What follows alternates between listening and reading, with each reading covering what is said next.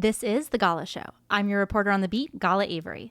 On this episode, you may know my guest as the host and producer of the podcast Craig and Friends, the DJ VJ curator of your dreams, or even as your queer parent.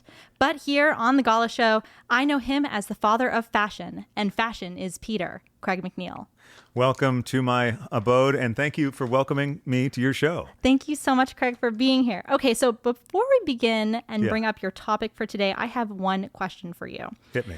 So for those of you guys that don't know, Craig was one of the very first people when I started podcasting that actually reached out to me and was like, hey, if you need a friend in the podcast world, here I am to answer any questions and stuff. And he was so supportive, and I was really, thank you, Craig. Oh, honestly. Thank you. That's lovely. But what I didn't expect to get out of all of our texting was a real friend, honestly. Oh, yeah. And then more importantly, I got to see you become a father. You did. Which was this most beautiful thing. And your pictures of your lovely partner, Ada, and also your beautiful son, Peter, always light up my feed in this digital dystopian wasteland that we know as Instagram. Oh, that's beautiful. So, Craig, my question, how has becoming a dad changed you? Wow. I think first off, it has changed me because I never, see, I'm getting all choked up with emotion.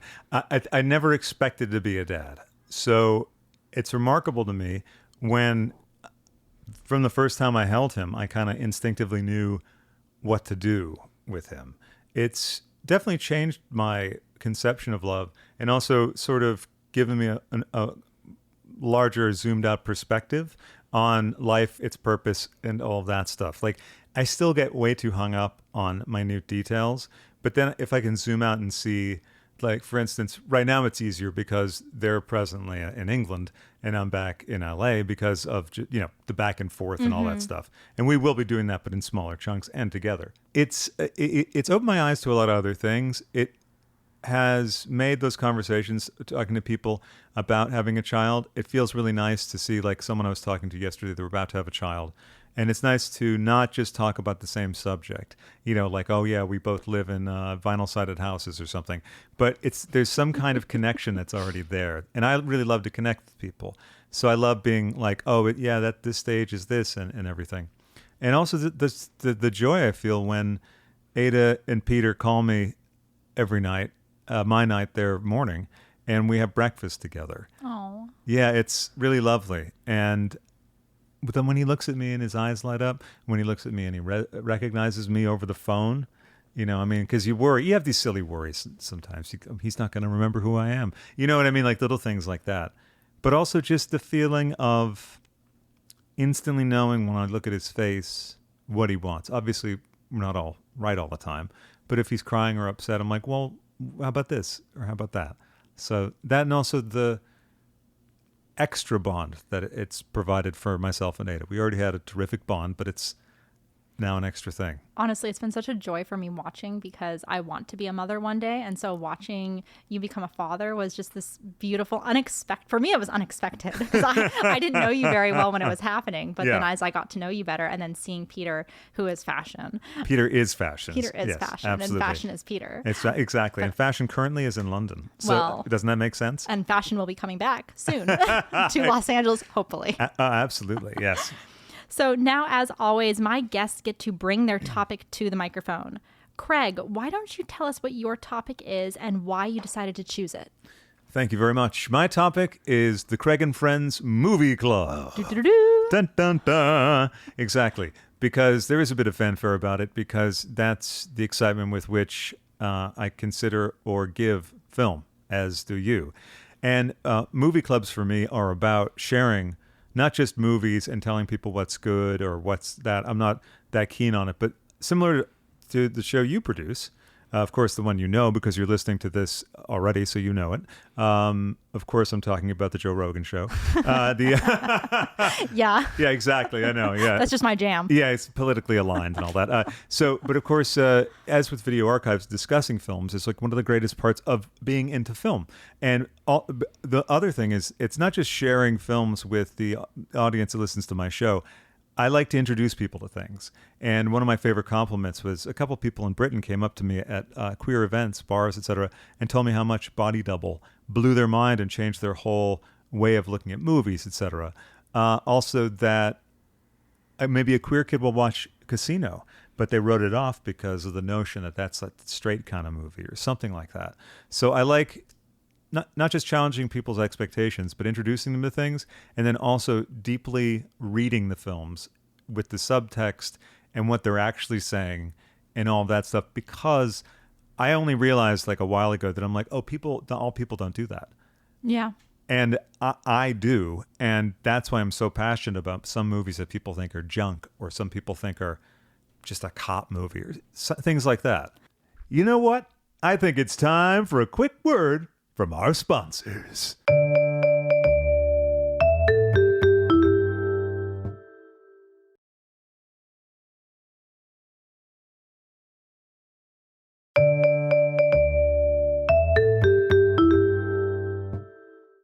And we're back and ready to get into the conversation.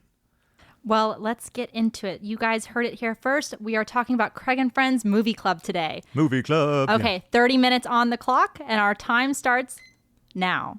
Okay, Craig, tell me, how did Movie Club first start? Movie Club originated as part of the Patreon package when I started the show under a different name with my former podcast partner, the co-host Katya, who some of you may be familiar with from Drag Race or the partnership of Trixie and Katya. So when we started Patreon, we had a tier that was like, we thought no one's going to pay that much. They did. And I said, well, my God, we got to do something for them. And I said, Movie Club. That's what we'll do. Movie Club. So he had never seen Suspiria. That was the first movie you guys covered. The first one, Suspiria. And I could not wait to show it to him. And then I discovered that a lot of the films I showed him shocked him, which I was like, what? Because I'm pretty unshockable, as are you, based on your fondness for lipstick.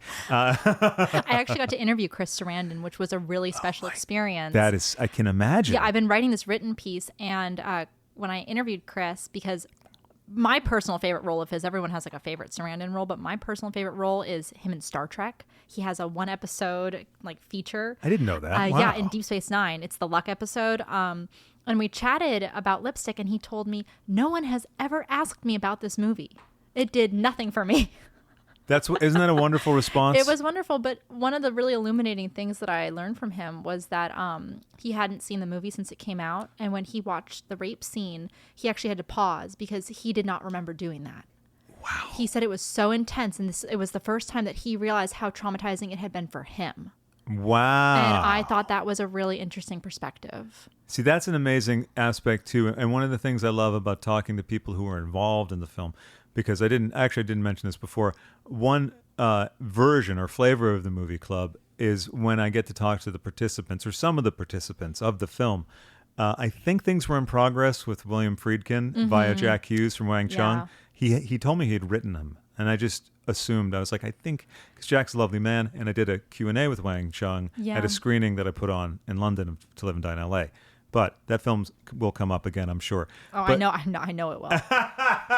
There's no way it's not coming up again. Right. We could talk 30 minutes and plus like 4 hours about that. Absolutely, because there's the poster, there's the Laserdisc, and on and so forth. So when you actually get to talk to the people in it and you bring up something that you see in it, or you remind them of something that hasn't occurred to them then, or maybe is a new occurrence to them now. I did in the process of doing one on Mike's murder, and I've talked to all the cast that are living, except for Deborah Winger, who I'm going to, by hook or by crook, I'm going to get to. By hook or by crook, I will. Yeah, that's right, Don it or something. I don't know who I was. Pirate Ahab or Captain Ahab, played by Katharine Hepburn, I think is what I was doing there. Okay, and I was doing Patrick McGowan in The Prisoner. So. Oh, that's fantastic! Imagine if those two were in a film, a road movie. That'd be great. So yeah, you interviewed. Yeah, but you were supposed to be talking to Friedkin, and it seemed like it was in the works, and I overheard a weird phone call at that screening of The Exorcist. Yes, we went to Craig and I were supposed to be at the screening. It was like this 10 a.m. screening of The Exorcist on a Sunday. On a Sunday at the 25-cent theater. I accidentally bought like 10 tickets just because I couldn't figure out where the screen was. That's my own fault. But yeah.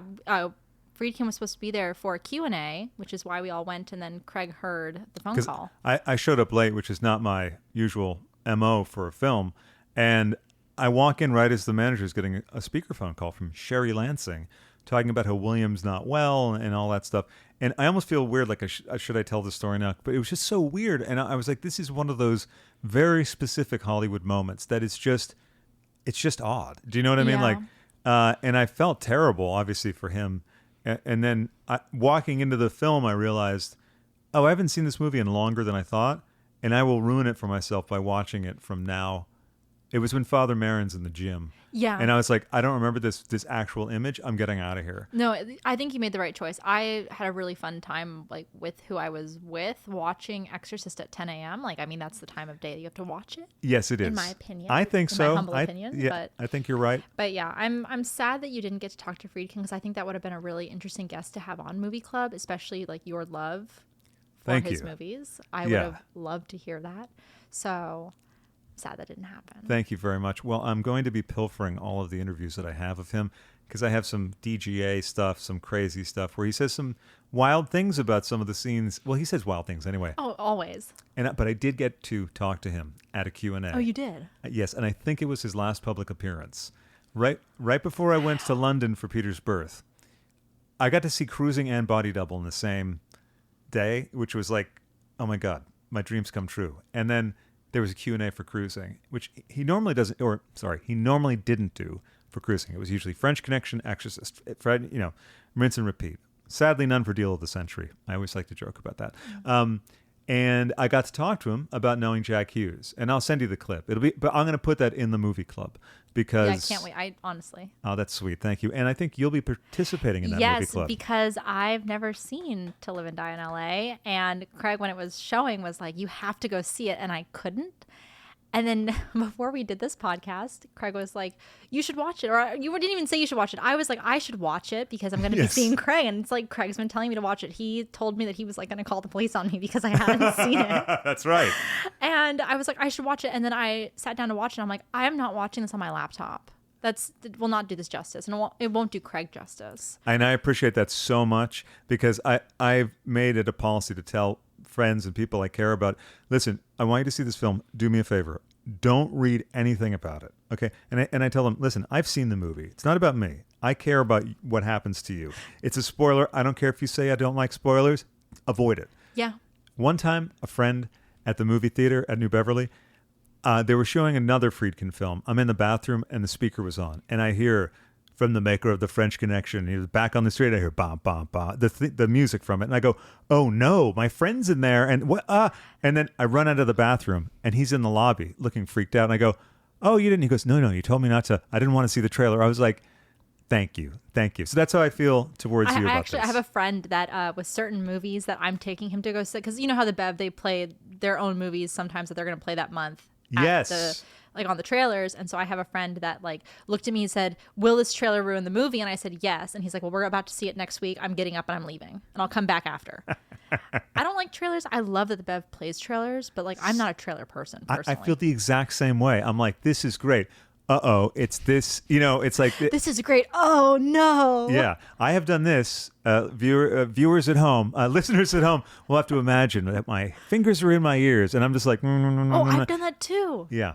I've done that as well. So, okay, so you did Suspiria. Right, thank you. Did Suspiria, then moved on to, I think number 2 was Body Double. Oh my God. Yeah. And You're really hitting them all. Had to just go for the hardcore, right? Yeah. And the kids at the time were like, whoa, never expected. And I'm like, well, welcome to me. And that film is one I recommend to everyone because there's a lot of things. We were talking about the context of films. What's the meaning behind them now? Also looking at them from a historical perspective and seeing how people were totally wrong about certain things and maybe still are. And I know wrong is subjective, but you know what? Hey, my opinion. So yeah, it's Craig's opinion. It's his 30 minutes. It's right. He can say whatever he wants. Thank you very much.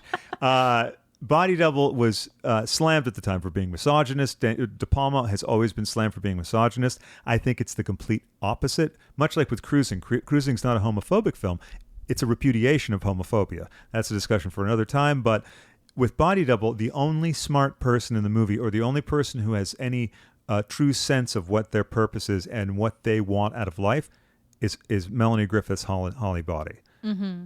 That's it. Everyone else is either duplicitous weak or fill in the blank, which is similar to Looking for Mr. Goodbar.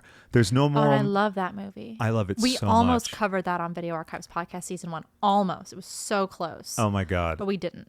That's in the another future. one I want to do a movie club on Oh, because I'll be there. Yes. Oh, nothing could thrill me more than that, really. Over there, I have the video disc, which is not there currently. It's not up. I have that over there. Yeah. I'll show you later. But that movie, again, not just, I mean, we'll get into all the stuff. There's only one moral man in the whole film, and it's not William Atherton for sure. No. It is LeVar Burton. Oh, of course. That's it. Every other guy is a nightmare. Yeah. Like most men. Yeah. I'll quietly say yeah to that one. Yeah, sure. Okay, so Oh, you did Body Double. Body and then Double. Did you continue on like with this kind of like hardcore theme? Mix and match. Because also at the time, it was a lot of drag kids. We did hold back on The Lonely Lady. It was like, Were you the one picking the movies every time? I picked him every time except Brian, that's Koch's Yeah. other name, picked Legend. And then Oh, I love Legend. he hated it when we watched it. And then But he picked it. he picked it and he said, I'm sorry. Really? Yeah. And then it was funny, though, because then we leaned into not liking it. And but I was like, so it became a funny thing. recurring thing. Which version did you watch? Have you seen, which one is it, the short or the long? One of them has the correct score. So the Jerry Goldsmith, like, sort of very No. flowery. No, isn't it the Tangerine Dream score, See, right? that's the correct one, but it's the shorter. That's Oh, but you know me. I'm good with a shorter movie. I don't oh my God, yeah. You're like, hey, is that 75 minutes? Is that the legal length for a film? I'm in. No, honestly, my dad loves Legend, and he loves. My mom loves Tangerine Dream. Like Okay, she's the Tangerine Dream lover of our house. I cannot get enough Tangerine Dream. I may have told you about this film. Sorry, I'm off mic. No, it's I'll okay. just point. I may have told you about the film Heartbreakers. I think briefly. I think we Okay. discussed this like in brief together. Brief. Okay, I'm going to send that to you. That's a great one. There's going to be a movie club maybe someday. Bobby Roth, the director, was at the Bev. I saw it for the first time at the Bev. It's one of those forgotten films. It is genius. I'm going to watch it again, though, and see what I think. But it's genius. There is a workout scene to Tangerine Dream music. Okay, I'm in. You're I'm in. I'm You're in. in. I'm in. How else? I Like, mean, honestly, I'm in. Anytime I hear a Tangerine Dream score, I get really excited. Anytime. me too. And do you know that there's an angel on YouTube who has every single one of them up? I'll send it to you. I love these angels on YouTube. Me Honestly, too. These angels on YouTube, like I don't know who they are. I don't know like in what basement they are dwelling, but I love these people. Like when I am like searching for something and all of a sudden like either it's like the Tangerine Dream scores or all of a sudden it's like oh all these movies, these westerns from like the 30s. And I'm like, why are these all available to me? Why? Yeah. Who is doing God's work right now? I know exactly. It is the Lord's work Yeah. because there's a guy, Don Giller, who's now, I believe, employed by the David Letterman organization. Oh yeah, you told me about this. Yes, he puts up. He's the only man who owns every episode. No one else owns every episode of that because he found people who had taped it. They lost the masters, all this stuff. Now they employed him. Smart, because he puts up collections like Pee Wee Herman. A day after Pee Wee is dead, there's a collection of every single Pee Wee Herman appearance on Letterman. So And that's an angel. an absolute angel, and we're so fortunate for YouTube. Honestly. Yeah. I think we take it for granted. I remember when YouTube like first started and like what it was, and I really liked it in that like Wild West day of like just kind of kids like making stuff. Like Yeah. that was really fun. But now it is more kind of like an archival resource for me at least. Yeah. The only things I watch on YouTube are like movies and competitive eating videos. See, I love that. And the competitive eating thing, I think that YouTube's going to be the dominant medium in 5 years. I don't doubt it. Yeah. I don't doubt it. Because niche stuff, stuff that would be dismissed by networks, that's actually what people want to see. Yeah. So, anyway. So how did the movie club then go? It went from... Thank you. I do tend to go off on tangents, but they're always I love 'em. enjoyable. I love 'em. Thank you. That's how we taped a movie club that's longer than the film, which was sometimes, many times it happened. I think Legend was longer, depending on which cut. But then we moved on to Hairspray and Steel Magnolias, and that started to operate on, I hadn't seen Steel Magnolias, shockingly, and then we watched it, and so we did an episode on that. And we would have people write comments and questions, but this was still when it was just Patreon. I've now brought it to the regular feed because it's too intrinsic to me and what I do. Let's see. And then I would do ones with when I was started it solo because we were only partners for like a year or so, a year and a half. roughly. So then I was doing movie clubs like I did The Fifth Element with Ms. Cracker, and a lot of times I would ask. I love Ms. Cracker. Oh, if you love Ms. Cracker, I'll send you this. Yeah. It's actually, I'm going to put it on the regular feed because I've been Great. taking the old ones and putting them out. That's great. Thank you. And the Suspiria one, it's so funny, and I'm not trying to be self-aggrandizing. It's the only really funny movie club about Suspiria because there's so many things in it, like my compliments. That movie's hilarious. It is funny. It's really funny. And people are afraid to laugh at it, I feel like, because it is so Revered. that it's like you can't laugh at Suspiria. You can laugh like with Suspiria. Oh, you yeah. can like laugh along with it. You Yes. shouldn't laugh at it. Like No. I have a few issues with people laughing at certain movies, like when I went to Sorcerer at the Bev. Oh my God. It was not a good audience. I love the Bev. Usually there's a good audience, but someone laughed at the end dance. I won't give it away in case someone hasn't seen dance? at the end. I won't give it away like exactly the specific, but they laughed at that, and it was upsetting to me. It was actually upsetting to the projectionist. He came down and he told me afterwards that he popped down to see how the print was looking, and he said that he heard the person laugh, and he was like, "I'm done." Like, that is outrageous. Yeah. I was like, in my head when you said Sorcerer, I went, there's objectively nothing funny about that film, but let me just hold on. Let me find out what it was, because sometimes I'm too... But like the one thing I could think that you could laugh at in Sorcerer would be like when they come to the tree and the tree has fallen over, and it's like, oh, God, ha ha ha. Someone did laugh about that, and I Yeah. was like, okay, like I don't It's find nervous. it funny, It's but... nervous laughter, maybe. No, that's the thing. It's nervous, and also when there's a release... Like the last time I saw To Live and Die in L.A. at the Geffen, there was, I think... Well, first off, people think they're too cool for school. And the first 5 minutes, which, by the way, is not funny in any way. And I don't want to spoil it at all because it's my rule, Yeah. especially for you. So, but they're laughing, and it's like quickly, though, they're like, oh. And then one guy who I saw laughing was later clutching his jaw. I moved seats 4 times because of talkers. And also the acoustics in there are so good. I was like, Yeah. okay, I can hear you too well. I had a bad Bev screening too of that film. Yeah. Laughing at it because these kids wanted to go in thinking it was Lethal Weapon and nothing was going to change their mind. But, laughing at that scene, and if you haven't seen Sorcerer, we won't spoil, but it's actually a beautiful moment. To yes. laugh at it it like diminishes like the journey that the characters have gone on. It does, and I think it's rude. Listen, I had laughers behind me at cruising at Bev once. Just one guy, and I should have told him what to do, or where to put it, if you will. Because anytime Al Pacino did something gay, he'd be like, oh, trick that. And I should have I really felt like turning around going, do you see who else is in the theater? This is Pride Month. Yeah. It's all queers, so can it, Junior? Yeah, the thing is though, also like full disclaimer, I go to the Bev like 4 times a week, so to have like one bad No, me screening, too. I know, there's always gonna be one. I'm wearing a so. New Beverly shirt, and I was like, oh no, it sounds like I'm totally shitting on the Bev. No, we love the Bev. Love full the disclosure, Bev. obviously, I love the Bev. I think also it's the thing if it's so shocking when it's at the Bev when it happens. Well, because it's like a church.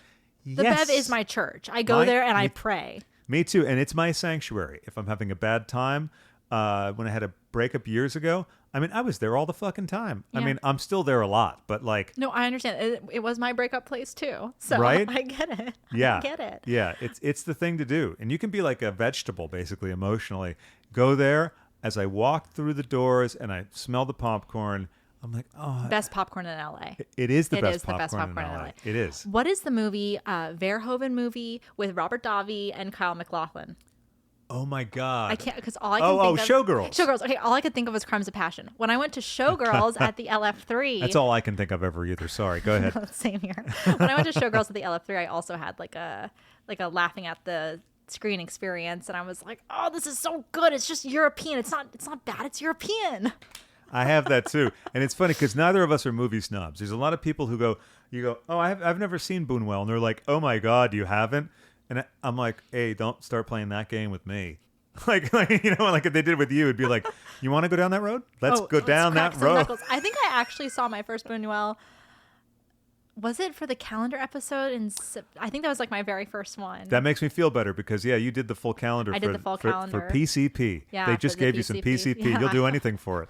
A girl on PCP is the strength of 20 men. My dad keeps making that joke. He's like, one man on PCP is the strength of 100 men. And that's how you could get through a month's worth of movies in 2 days, frankly. If I'm on PCP, I'm smoking it, injecting it. I don't know what else it's called, but you know what else I'm thinking. Well, no, we don't want to say We'll keep because that, the authorities Yeah, exactly. who love this show, the Joe Rogan disclaimer? show. Yeah. And or is it the Dennis Miller show? I don't know. I'll check afterwards. But that's the thing. And I haven't listened to your episode of that because I have not seen all the films on it. And I want to go to every single one, but this month is just not the month for it. No.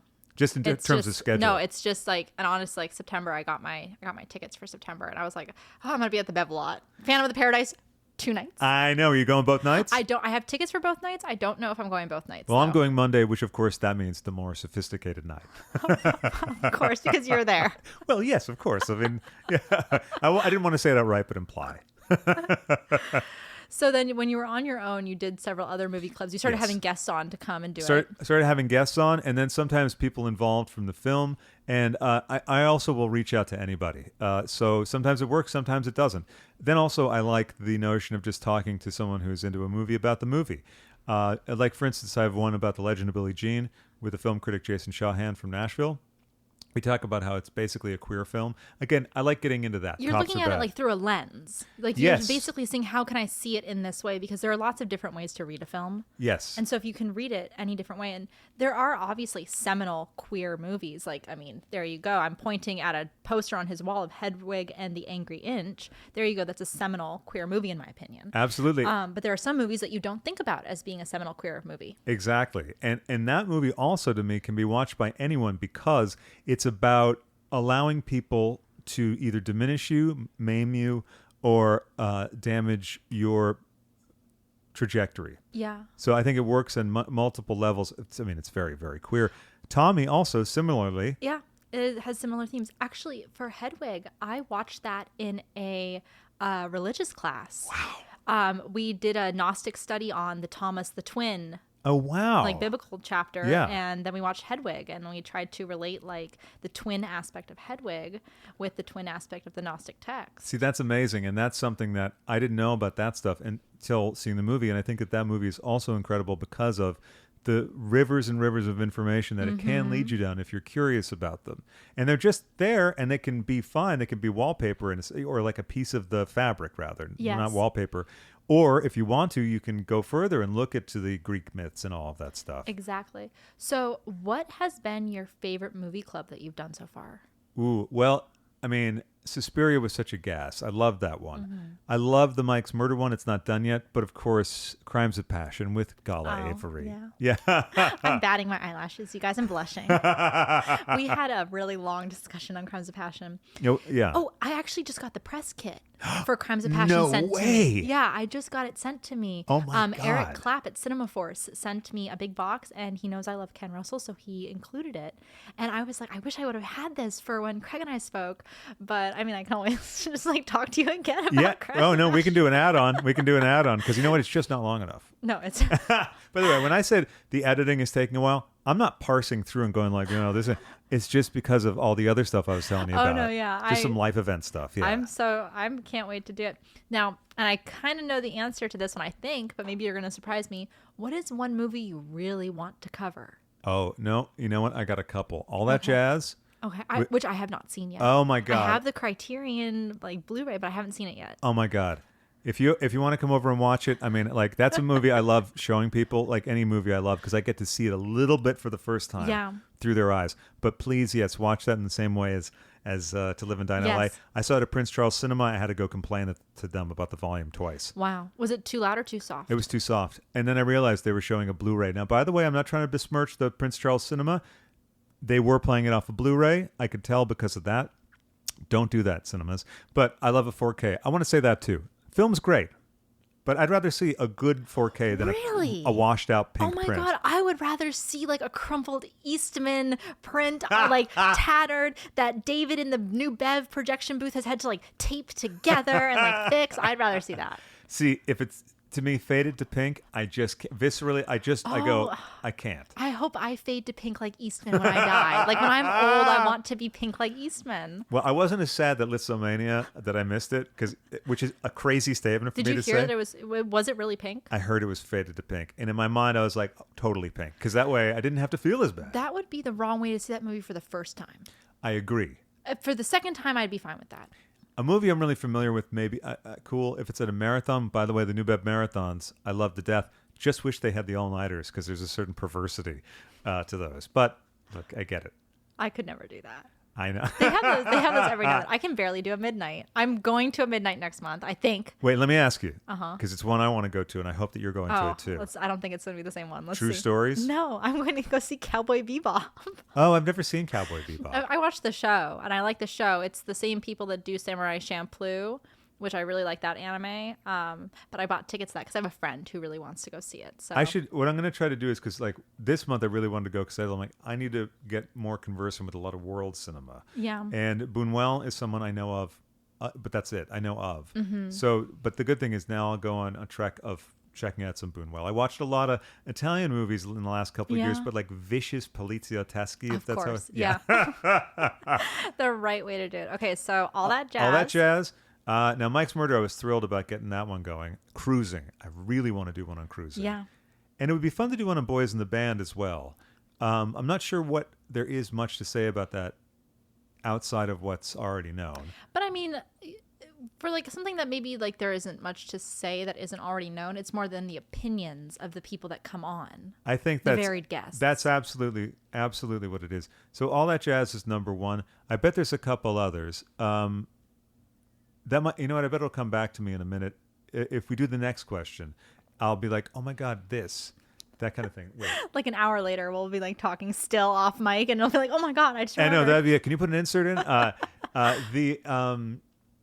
Well, Tommy's one as well, actually, and there might be involvement with Pete Townsend for that one.